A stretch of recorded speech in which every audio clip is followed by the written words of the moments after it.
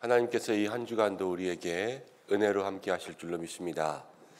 한 주간을 시작합니다. 어제 말씀을 나누면서 하나님께서 우리에게 이 하반기에 약속하시는 소망의 말씀들을 함께 나누었는데, 오늘 오버라 목사님과 함께 기도의 제목도 나누고 여러분들 기도하셨어요.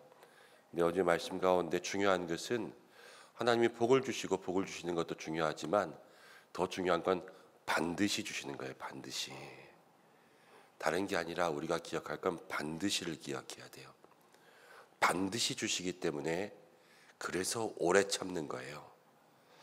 하나님께서 우리의 삶의 하반기 가운데 역사하실 은혜가 반드시 있습니다. 각자의 삶 속에 주실 그 은혜들은 다르지만 반드시 역사하실 그 은혜를 소망으로 기다리며 모든 삶 가운데 승리할 수 있는 성도님들 되시기를 바랍니다. 사도행전 9장이 되었습니다. 이제 사울, 나중에 바울이 되는 청년의 이야기가 나오고 있죠. 사울이 예수 믿는 자들을 잡아서 옥에 가두기 위해서, 그러니까 박해하기 위해서 다메섹으로 가는 길에서 빛 가운데 나타나신 예수님을 만났습니다. 빛 가운데 사울아 사울아 이렇게 불렀을 때에 사울이 누구십니까? 그러자 나는 네가 핍박하는 예수라 이렇게 이야기하고 거기서 예수님을 음성으로서 인격체로서 마음으로서 만난 거예요. 그때 사울의 삶이 완전히 뒤집어집니다. 변화가 되기 시작하는 거죠. 그리고 처음 나타난 증상으로는 이제 사울이 앞을 보지 못합니다. 사람들 손에 이끌려서 이제 거처로 돌아가게 되고 음식도 먹지 못하고 거기서 그냥 아무것도 하지 못한 채로 잠잠히 있게 됩니다. 그 잠잠히 있는 것이 오늘 말씀 가운데 나오는데 이제 사울이 기도하게끔 만들죠. 오늘 그 기도하는 중에 하나님께서 또 다른 역사를 보여주시는데 이제 아나니아라고 하는 사람에게 하나님이 임하시는 것을 보게 됩니다. 이제 사울에게 나타나신 이후에 예수님께서 어떻게 말씀하시는가 오늘 말씀 가운데 보면서 우리가 사도행전을 통하여서 변화된 역사들 함께 좀 중심으로 생각하고 있는데, 이제 교회도 변화되었고 제자 공동체도 변화되었고 그리고 7 집사로 세운 사람들도 점점 변화가 되는 것을 보게 되는데요. 이제 이후로는 사울이라고 하는 청년, 이제 바울로 변화된 그러한 사람의 이야기가 사도행전에 거의 줄을 이루지 않습니까? 이 중요한 청년의 삶에 어떠한 변화가 있는지 그것을 함께 좀 살펴볼 수 있는 은혜의 시간 되었으면 좋겠습니다. 자, 10절 말씀 가운데 보면 이렇게 나옵니다. 그때 다메섹에 아나니아라고 하는 제자가 있다. 이 제자가 있었는데요, 아나니아입니다. 어떻게 제자가 되었는지 모르지만 그는 제자 중에 한 사람이었습니다. 근데 주께서 환상 중에 말씀하십니다. 아나니아야. 그러니까 주님께 앞에서 내가 여기 있습니다. 이렇게 응답하는 거죠. 이 초대교회 시대 또 성령의 시대, 이때는 환상의 역사들이 참 많이 나타났어요. 지금도 환상의 역사들이 많이 나타나고 있지만 대부분 많은 사람들에게 이 환상의 역사가 임하지는 않죠. 여러분, 그러나 하나님의 역사는 멈추지 않고 또 지금도 끊임없이 일어나는 줄로 믿습니다. 여러분들에게 하나님의 역사가 일어나기를 소망해야 되고 그것을 위해서 기도해야 되고 사모해야 되고 또 하나님의 역사를 분별하실 수 있어야 돼요. 그냥 모든 것이 다 환상이고 맞다 이것이 아니라 정말로 내게 주신 하나님의 역사를 분별할 수 있는 믿음의 성도들 되시고, 그리고 지금 이 시대에는요 이렇게 생각하는 게 좋아요. 하나님 우리에게 환상도 주시고 음성도 주시고 하나님을 만날 수 있는 것도 다 주셨어요. 뭐냐면요, 말씀이 성경이에요. 성경. 이 성경을 통하여서 우리는 환상도 매일 볼 수 있고요, 성경을 통하여서 하나님의 음성도 매일 들을 수 있고요, 성경을 통해서 하나님의 뜻을 매일 만날 수 있는 거예요.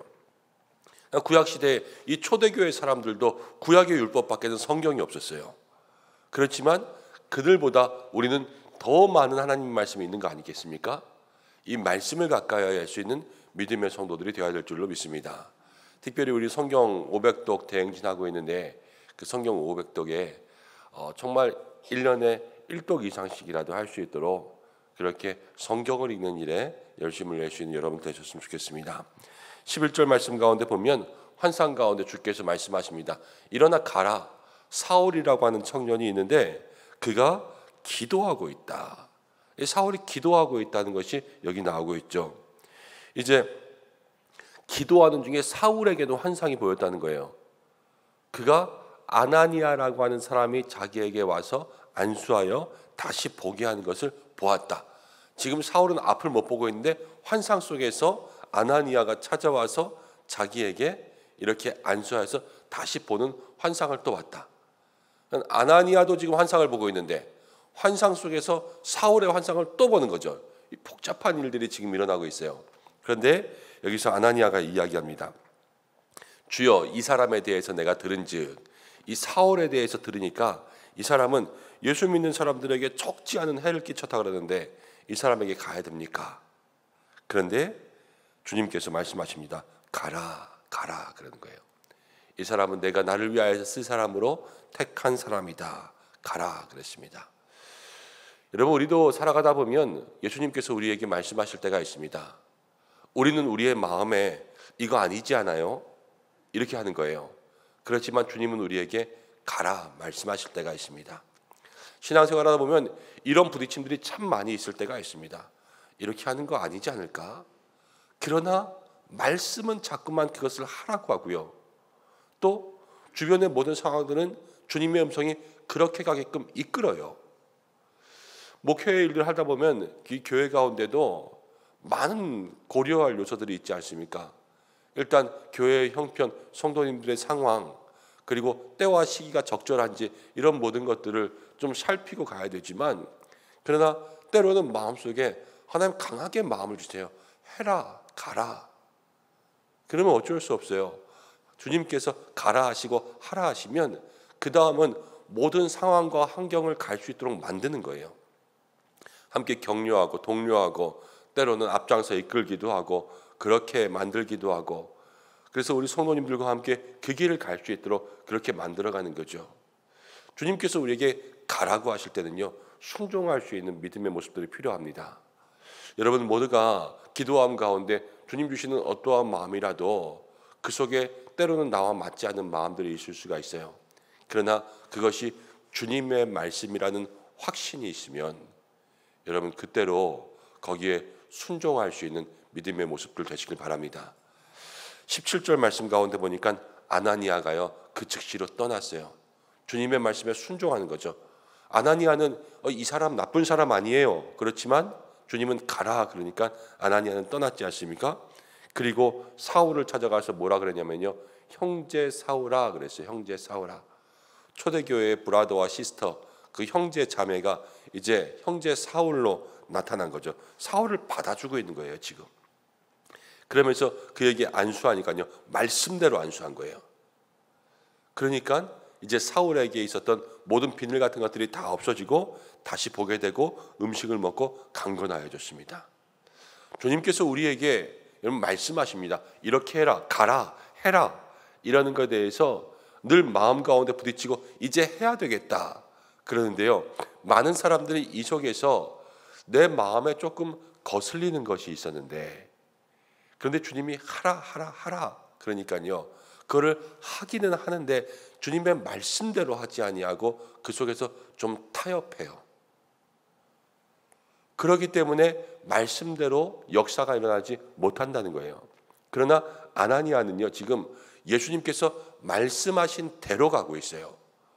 우리가 무슨 일을 하든지 주의 말씀대로 행하고자 하는 그러한 순종의 마음이 있어야 될 줄로 믿습니다. 말씀대로 순종할 때 역사가 일어나는 거예요.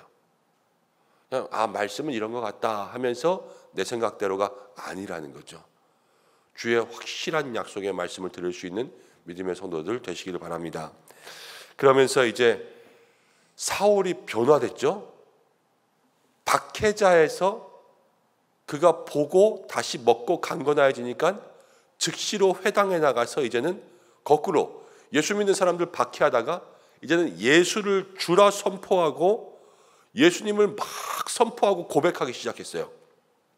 간증 집회도 한 것 같고 이제 복음을 증거한 것 같기도 하고 이 사울이라는 청년이 열심히 사람들에게 이제 복음을 전파하기 시작한 겁니다. 사람들이 깜짝 놀라죠. 아니, 저 사람 우리를 박해하던 사람인데 말이야. 그러면서 수근수근거리고 손가락질하고 처음에는 사울의 얘기도 믿지도 않고 듣지도 않았을 거예요. 그런데 오늘 말씀 가운데 어떻게 이야기하냐? 22절, 사울은 힘을 더 얻어. 설교하러 올라왔는데 저 사람 나쁜 사람 아니야? 그러면서 이 모든 성도님들이 귀를 딱 닫고 쳐다보지도 않고 이러고 있는 거예요. 그런데 거기서 사울은 힘을 더 내서 열심히 예수를 그리스도라 증언하기 시작했어요. 이게 사울의 변화였습니다. 박해자에서 전도자로 변한 거죠.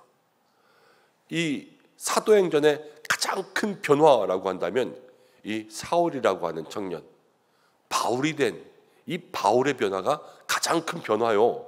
그리고 이 바울의 변화를 통하여서 사도행전과 그리고 신약 성경의 대부분들이 기록되어 있다는 것, 그리고 그 소아시아 지역과 유럽으로 교회가 세워지고 이랬다는 것을 우리는 이미 배워서 들어서 알고 있지 않습니까? 이 놀라운 변화가 어디서부터 시작되었냐?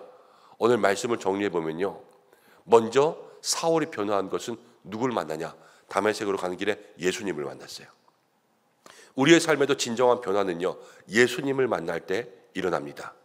여러분, 오늘 새벽 또 말씀을 통하여서 매일의 삶 속에 예수님 만나기를 사모하시길 바랍니다.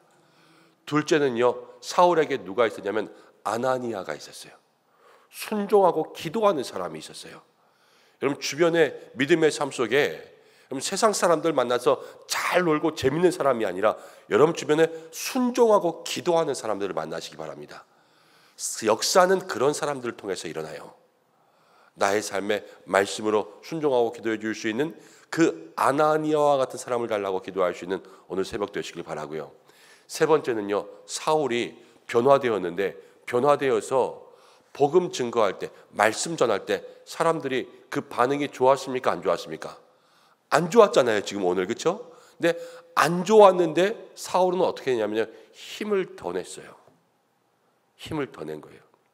사람들이 조금 하다가 반응이 안 좋고 이 환경이 안 좋으면 여기는 아닌가벼 그러면서 그냥 포기하고 돌아갑니다. 그렇지만 사울은 그 환경 가운데 예수님을 믿고 힘을 더 낸 거예요. 우리의 믿음의 삶에도 오늘 하루 힘을 더 내야 될 줄로 믿습니다. 주께로 힘을 얻고 내 마음에 확정하고 내 영혼이 확정되고 확정되어 싸우니 다시금 주님 앞에 나아가 그 힘을 가지고 살아갈 수 있는 믿음의 날이 될 때, 여러분 우리의 삶에도 이 박해자에서 전도자로 변화된 사울의 변화처럼 우리의 인생에도 역사하시는 하나님의 변화가 있을 줄로 믿습니다. 이 변화를 소망하며 나아갈 수 있는 저와 여러분들 되시기를 소망합니다. 기도하겠습니다. 고마우신 아버지 하나님, 오늘 저희를 불러주시고 또 사도행전 9장의 말씀을 통하여서 우리의 삶에 주시는 변화의 역사들 생각할 수 있게 하심을 감사합니다. 하나님, 오늘 사울이 변하여 바울 되는, 박해자가 변화해서 전도자가 되는 이 변화의 모습들을 돌아봅니다. 하나님, 허물과 죄로 인해서 죽은 저희들 다시 살리시사 주의 일꾼 삼으셨는데 우리도 날마다 주님 앞에 변화의 인생의 길을 걸어가게 하여 주옵소서. 우리의 삶에 진정 예수님 만나게 하시고 우리의 인생에 아나니아와 같이 기도하는 친구, 기도하는 조력자가 있게 인도하여 주시고 우리의 삶에 주께 힘을 얻고 그 힘을 더 내어서 날마다 우리의 상황과 환경들은 힘들고 어렵지만 힘을 얻고 힘을 내고 또 내고, 그래서 모든 믿음의 일들, 우리에게 있는 영적 싸움을 신실함으로 싸워갈 수 있는 은성의 성도들 될 수 있도록 역사하여 주옵소서. 오늘 아나니아의 이야기가 나왔습니다. 그의 마음 가운데는 확실치 않았지만 주께서 가라 하시니 그대로 순종했습니다. 우리들의 삶에도 하나님의 음성 들려주시고 말씀대로 순종할 수 있는 믿음 있게 하여 주시고, 하나님, 이 한 주간 하반기에도 우리에게 반드시 약속하신 그 약속의 말씀이 이루기까지 아브라함처럼 오래 참아 그 약속의 복을 받는 이 소망의 인내가 있게 주님 역사하여 주시옵소서. 한날의 삶을 붙들어 주시고 우리 성도들에게 건강 주시고 어디에서 무엇을 하든지 형통케 하시고 마음의 소원을 이루어 주시고 눈물이 변하여 찬송이 될 수 있도록 인도하여 주시고 하나님 어린아이로부터 모든 연로하신 어르신들까지 마음 가운데 평안 주시고 주께서 가정마다 일터마다 함께하여 주시옵소서. 날씨도 하나님 수시로 변하고 많은 비들이 내리고 무더위 가운데 있습니다. 지치고 고나지 않게 인도하여 주시고 특별히 환우들을 지켜주시고 하나님 이 여름에 우리가 잊지 말고 기도해야 될 것 우리 자녀들 성경학교 수련회 그리고 선교를 위해서 기도해야 될 줄로 압니다. 주여 붙들어 주셔서 하늘문 열어주시고 나라와 모든 민족 열방을 주께서 지켜주시옵소서. 예수님의 이름으로 기도드립니다. 아멘.